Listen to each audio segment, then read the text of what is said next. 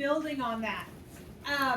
If you notice your questions that you had in your homework as well, a lot of them would say, go ahead and draw the histogram, and then it would say, now do this. And I'm like, we're not doing that part. We're just doing the first part.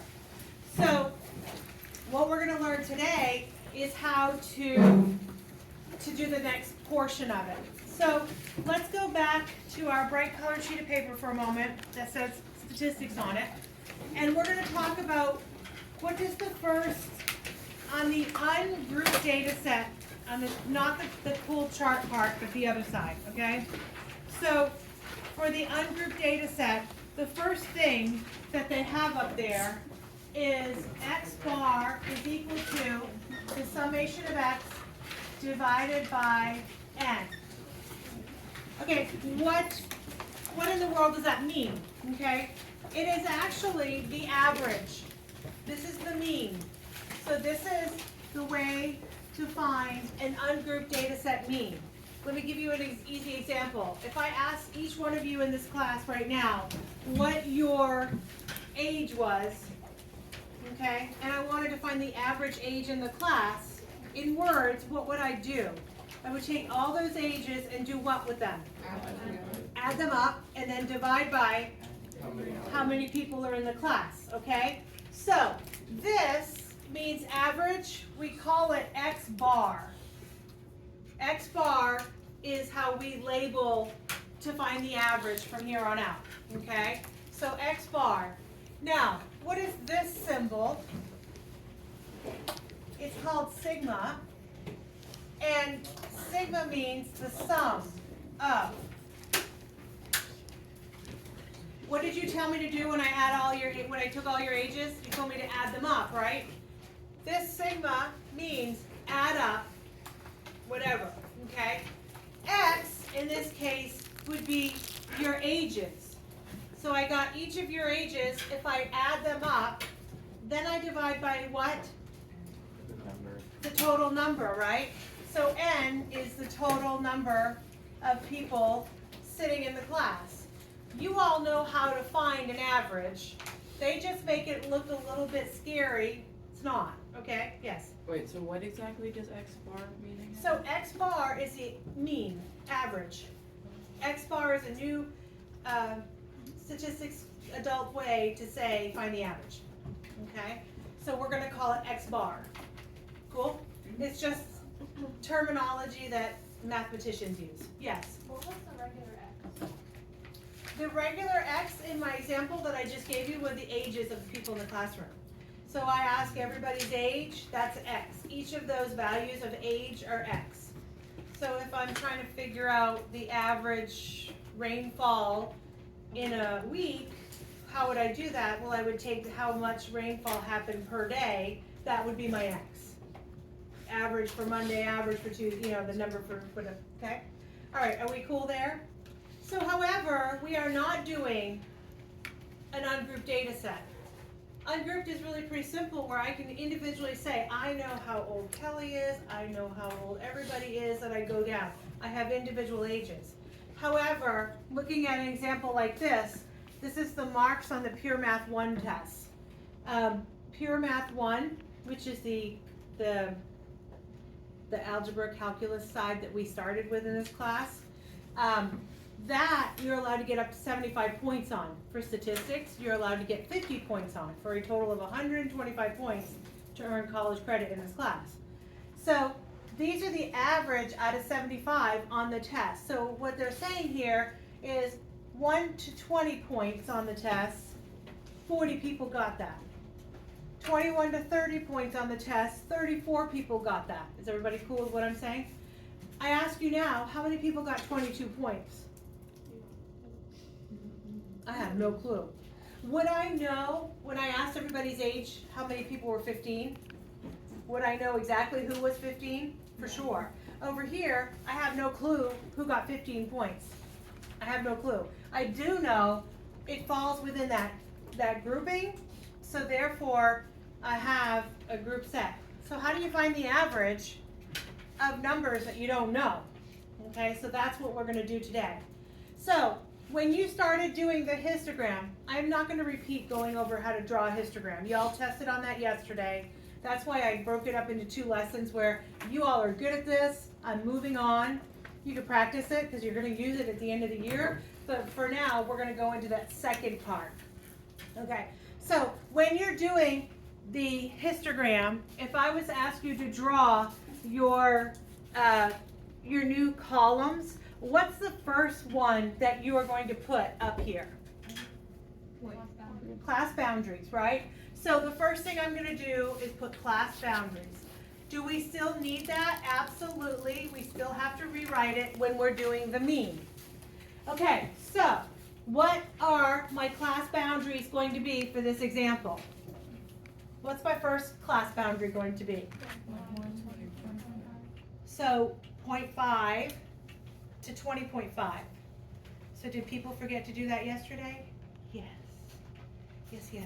Some people did. Just remember, they have to touch. So 0.5 to 20.5. Okay? What's the next one going to be? 20.5 to 30.5. 30.5. I'm going to ask you to do all your class boundaries. I'll put them up here. Check to make sure I'm right.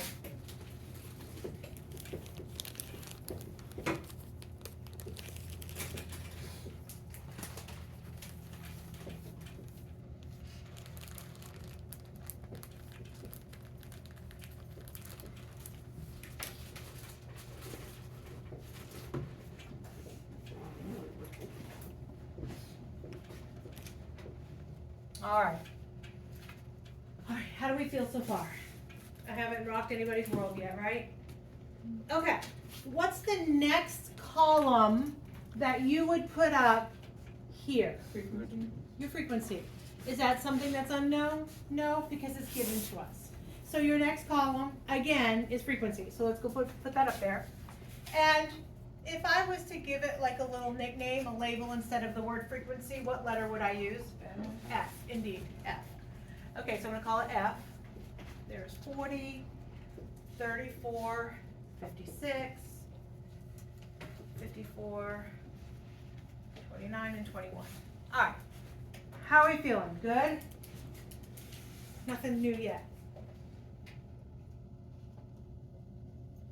If we were going the task of making the histogram, which we're not, what would the next column be? What is it? Class width, right? Class width next. What would the next one after that be? Frequency density. We need those in order to be successful with drawing our histogram. However, we don't need those to be successful for finding the mean.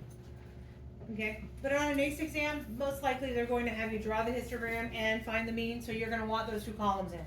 For space purposes, I'm not going to put those 2 columns in, okay? So, now, I want us to look at, I've started to introduce you the mean, now I want to look at the mean for the grouped data set. So it is on your bright colored sheet of paper, it's not one you have to memorize, it's right below the ungrouped data set mean, and it looks like this.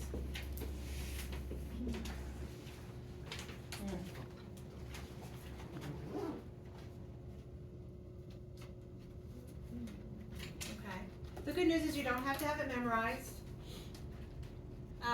And hopefully once I explain it to you, it'll make good sense. You guys will be no problem, okay?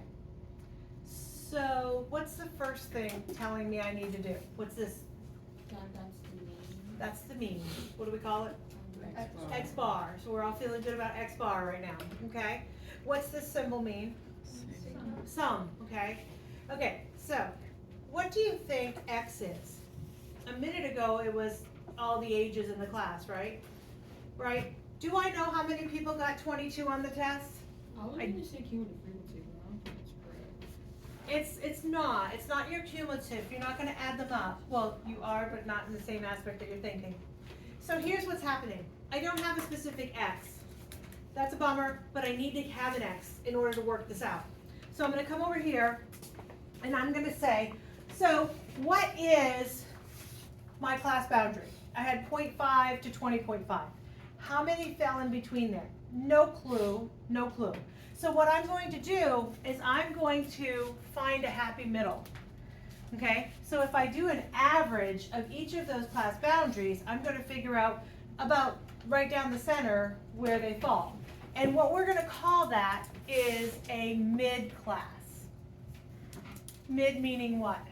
Middle. The middle. So I'm looking for the middle of the class. So how do I go about finding the middle of the class? Well, Divide the frequency by 2. not divide the frequency.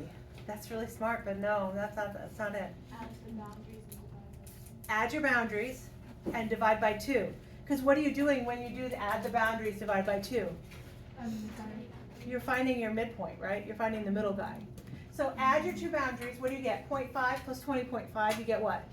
21. Divide that by 2, you get 10 and a half. That is the mid-class. And we're going to call that X. So you're adding the boundaries, divide by 2, all the way down. Add your boundaries, divide by 2. So what, 51? 20 and 30 is 50 with another 1. So 51. What's half of 51? 25.5. Continue. The next one is 71. 35 and a half. 35.5. The next one, that's pretty easy. 40 to 50. Half of it's going to be 45.5.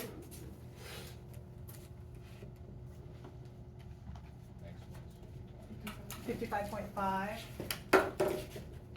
And last but not least, it's actually 68, yeah. It's the only one without a decimal added. All right, any questions on how to find the X? Add your, if you're writing little notes to yourself, you're gonna add your class boundaries and divide by 2. Okay? So, for me to be successful with this little formula, I need X, and what am I gonna do with those X's that I find? I'm gonna multiply it by the frequency. So let me explain why that happens, to make it make sense to you. Let's say I had, okay, let's say I was trying to find the average of that. I could add them all up and divide by how many I had. Or does it make sense that, how many ones do I have? 1, 2, 3, 4, 5. I've got 5 ones, right? And how many 3s do I have? So I'm gonna have 2 3s. How many 4s? 2 of them. And then 5 and 6. Does it make sense that I could take the ones that repeat themselves however many times and multiply by how many times it repeats? So it's just a shortcut way to add them up instead of adding 1 plus 1 plus 1 plus 1. Why would that make a difference? Because over here, how many 10.5s do I have? I've got 40 of them. So I could do 10.5 plus 10.5 plus 10.5. Sounds like a blast. However, not so much. So what we're gonna do is we're gonna take each of those X's and multiply by their frequency. So that's where the calculator really becomes your friend. You're gonna take each of those X's and multiply by their frequency. So the first one is, say it again, 420. Yay. If y'all want to give them out, I'm cool with that. 867 for the next guy. Check my math because calculators are not my strong suit.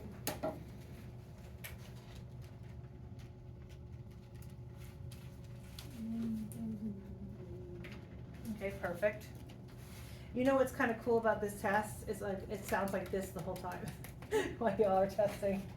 I'm like, oh.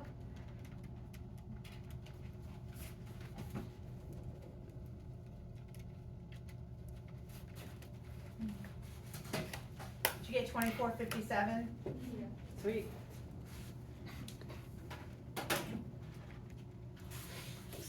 $16,095. Yeah. Oh, I did that earlier too. I dropped the point like a hot potato. Thank you. 1428. All right. So, does everybody understand the reasoning behind taking your x and multiplying by the frequency? Because otherwise you'd be adding 10.5 40 times, 25.5 34 times, you'd be adding 35.5 56 times. It sounds like a lot of fun, but no. Okay, so back to this equation. It's telling me to take x times f. Did we do that already? We actually have a column. What does it want us to do with that? It wants us to add it all up, right? So it wants me to take x times f. We got that. We're going to add them all up. That's what the sigma means. So literally, at the bottom of this, I'm going to find sigma xf. So you're going to take all those beautiful numbers that you just came up with and add them up. Okay, that's what I got.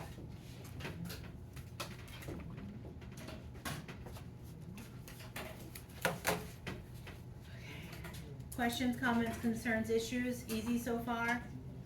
Sweet? What's that? I feel like it could be. Like, let me get through all of it, but I feel like it could be. And that's why I break it into two. Can you imagine having to learn how to do this and that at the same time? Yeah. You remember that? Yeah, I do remember it. Yeah. Not so nice for us back then. No. Okay, so now, what does this want me to do? Add up all frequencies. Add up all the frequencies. However, 99.9% of the time, it's actually done for you. Can you tell me where it's already done for me? In the problem. What is it? How many people took the test? 234. We could double check to make sure that they added right. If we're not sure, we feel comfortable with that. But 234 should be your number of people that took that test. So what do we think so far? This particular formula to find the average says multiply the x times each of their frequencies, take the sum of it, then divide it by the sum of all the frequencies. Do we have those two numbers? Yeah.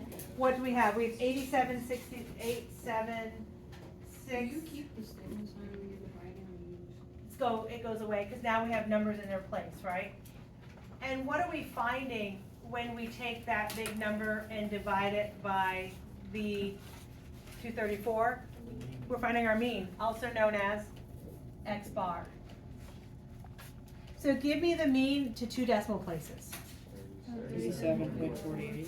37.48 is the mean. So how do we feel? Feel good? Okay, now, I'm gonna go I'm gonna teach you about standard deviation without really diving into it, okay? So, the next thing you wanna look at on your bright colored sheet of paper is the standard deviation for group data set. There are two to choose from. I'm gonna tell you the second one is the one you're always gonna wanna use. So standard deviation, the second one, can you turn on? Parentheses around it, but people got confused earlier. Okay, so I want to break it down. I want to talk about what standard deviation really is. At the end of the year, we do something called normal curves. We are 100% going to dive into it head first. This is what standard deviation is. We're going to use it. We're going to create it, but not use it yet. Okay, but I want to talk about what this little formula is. So if I'm looking at this, I've actually got a lot of the components that make up this formula already. Okay? Do you agree with me? I already have summation of f? Yeah, I got it, right? What is it? 234, 100%. So what is this part here? What is it asking me? The mean. And what do I do to the mean? Square it. Exactly. So do I already have a mean? 37.48, okay? Here's where the only thing we don't really have yet. So knowing what we just did over here, what is this asking me to do? It's asking me to do what with my x's? Square it. So I'll make a column of that. And then what does it want me to do with those squared x's? Multiply by f. And at the end of the day, it wants me to do what with all those? Sum them up. Yeah. Okay, so are we cool so far? So let me explain what standard deviation is. Let's say we have a test in this class. This is what we refer to as a normal curve. Our normal curve allows us to figure out, like, what happens on each side of our mean. So let's say you all took a test and the average for the test was an 80, okay? And if I told you that we had a standard deviation of plus or minus 5, what that means is, if I look at 80, which is the average on a test, a certain group of people are gonna fall within however many standard deviations of that. So if I got an 80 on the test, if I did my one standard deviation from it, it would be 85. How did I get that? I added 5. What would my other standard deviation to the left of it be?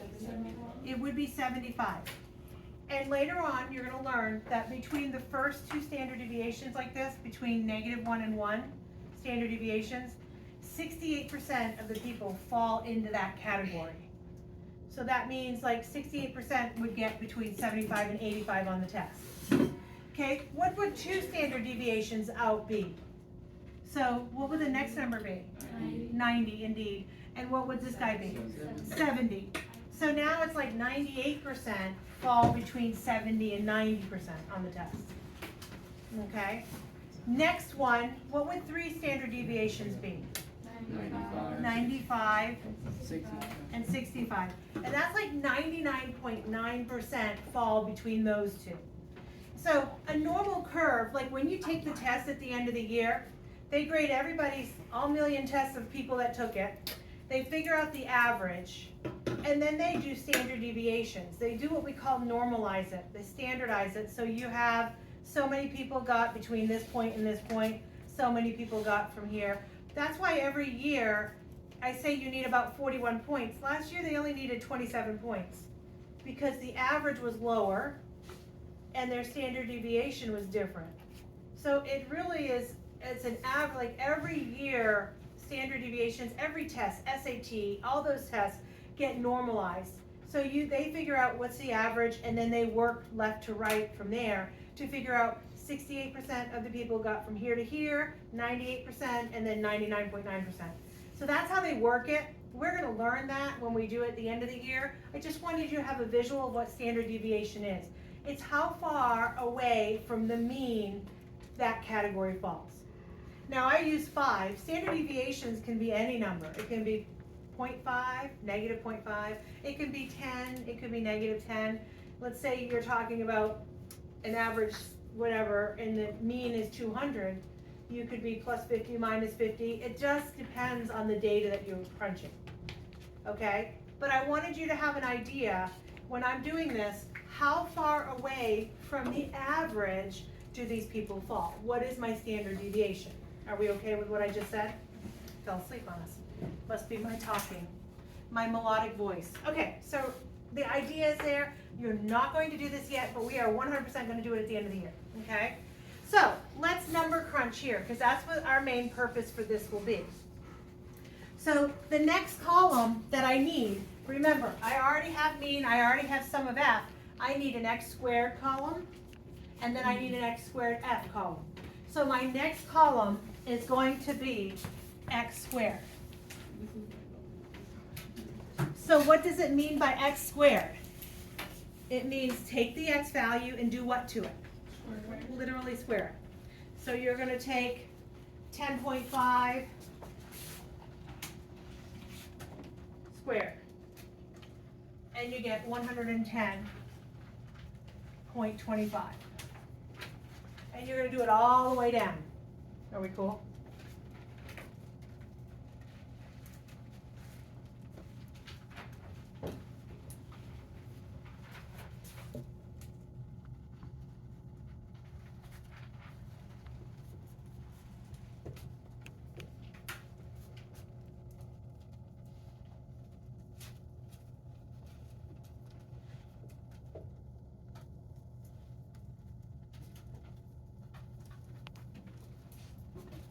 If you don't have a calculator, you absolutely need one for this test. It's just no way to be successful without that calculator.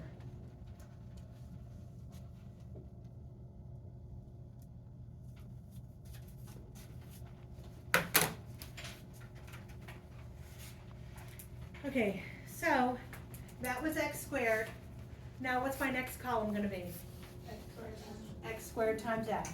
Okay, so x squared is going to be really nice and big, right? So 110.25 times 40, 4,410.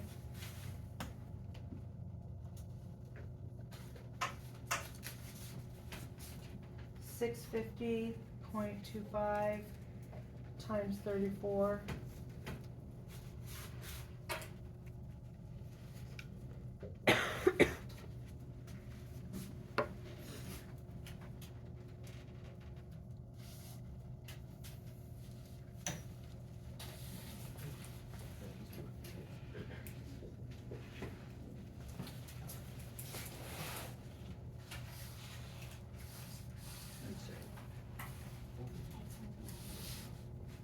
What'd you get for 2070.25 times 54? 11179.3.5. Okay, good. Kind of scared me. Too big. Huge.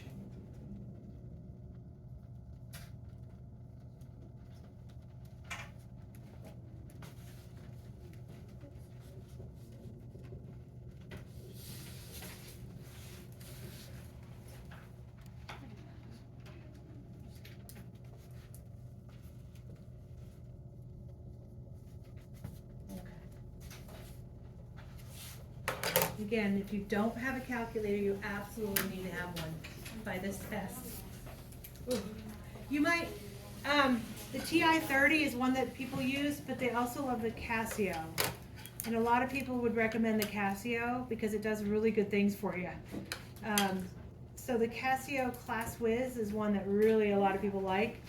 And so if we have an opportunity, I can have Alexis kind of show you that. Yes. Is the Class Whiz allowed on the Cambridge test? It's not a graphing It's calculator, not so it graphing. is. Yeah. Graphing calculators are not.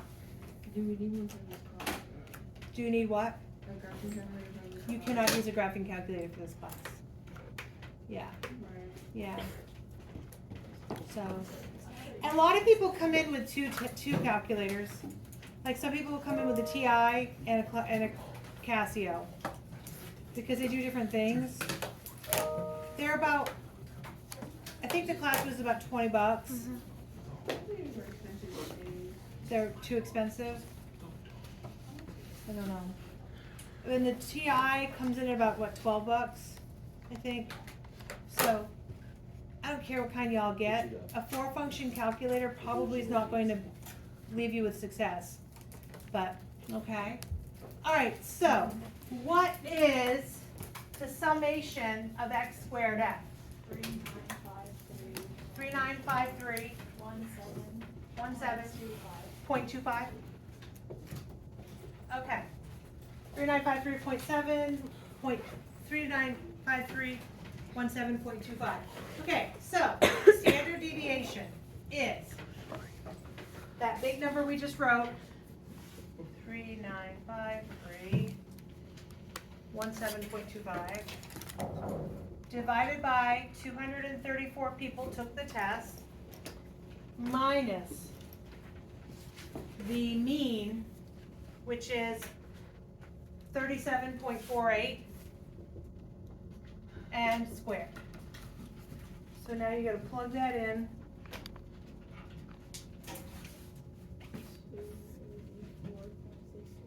Did you square root it?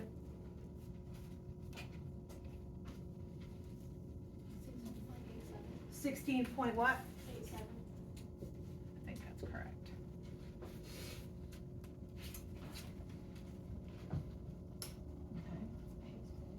Would you have to do plus or minus?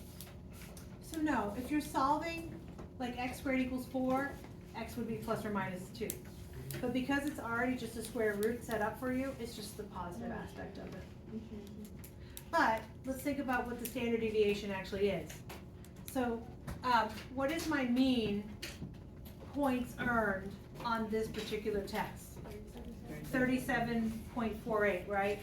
So if I'm thinking about it like what I just explained to you, that's 37.48.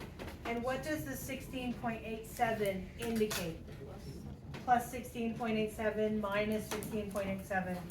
However many percent fall between those two. And then you could add and add. So, what do you guys think? Good so far? Are we okay? Yes. So wait, how many, like, what percentage of the people would fall in the standard deviation? Like, So your first standard deviation is like 68% fall from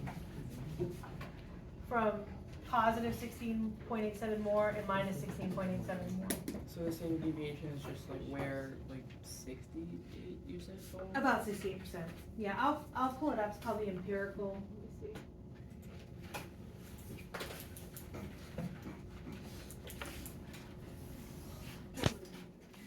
see. Within, so here's our mean, they call it mu. Within our first standard deviation, positive and negative, 68% fall in there. And then within our next, if I add 16 point whatever and then subtract it again, 95% fall in there. And then the last guy is when I add it once again and subtract it once again, 99.7% fall within there.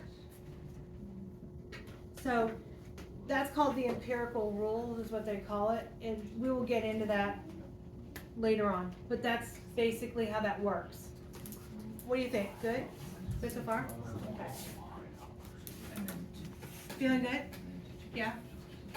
But for this purpose, we're not going to have to calculate what the standard deviations are. We just have to understand that's what we're finding.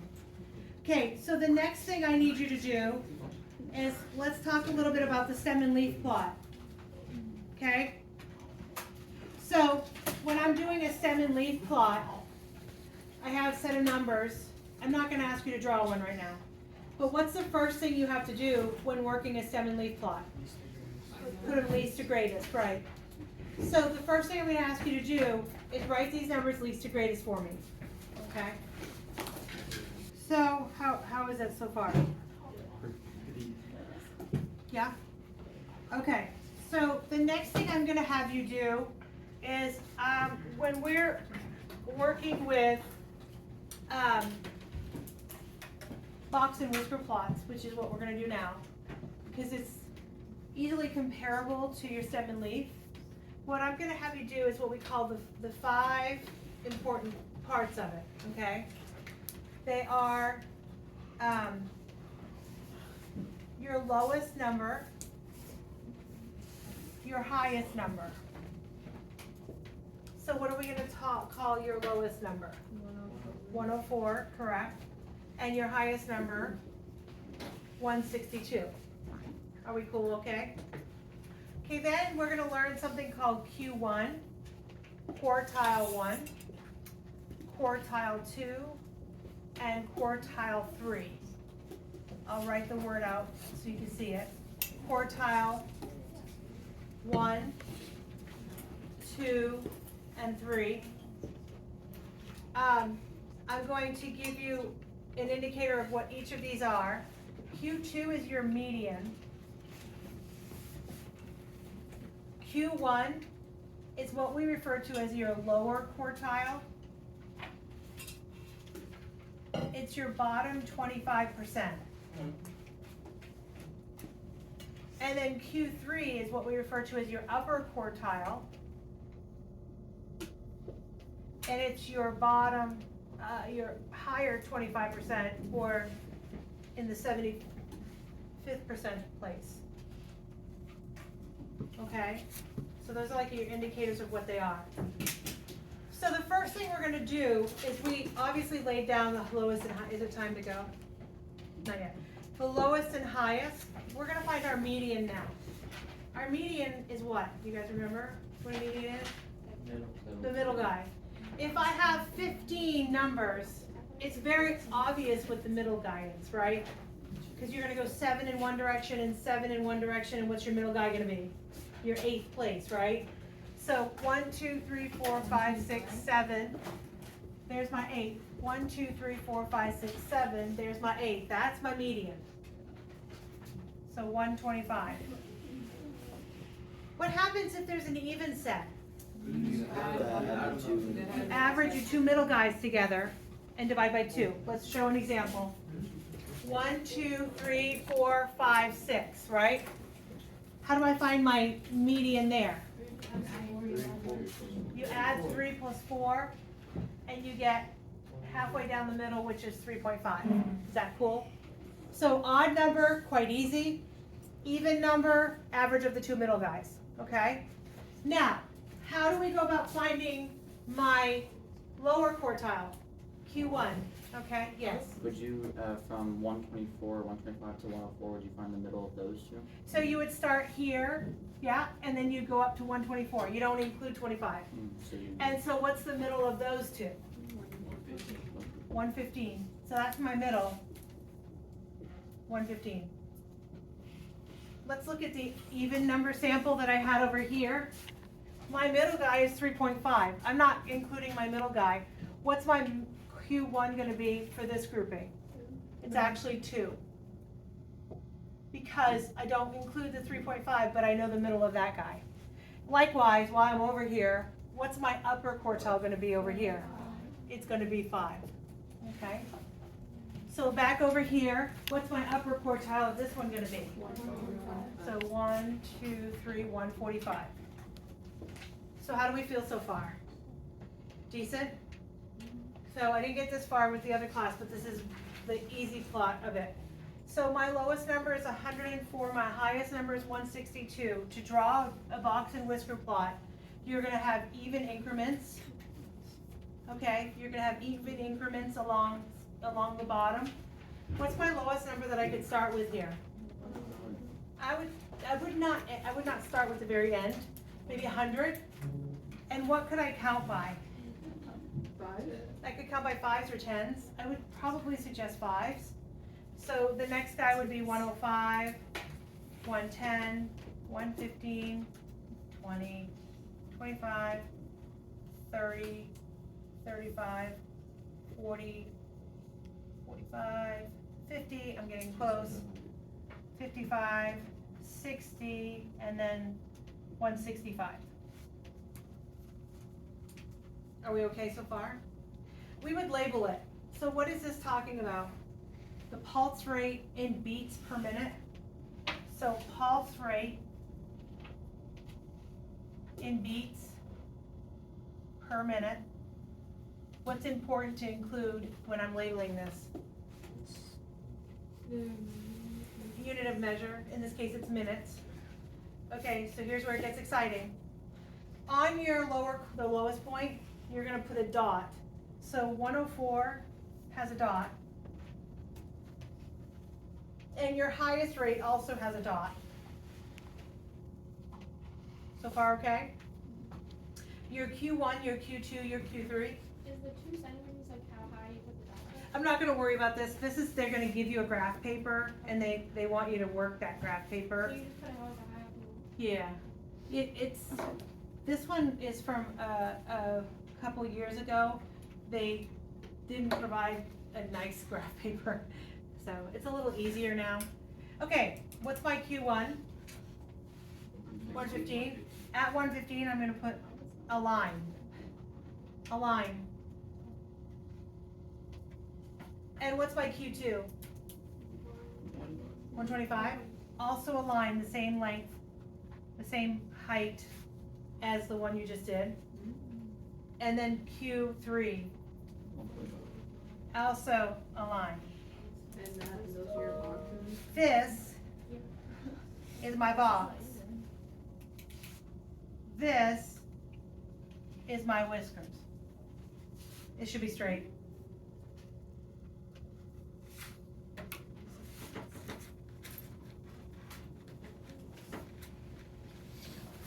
That's my box and whisker. and to have a beautiful box of whisper fluff. Okay, well,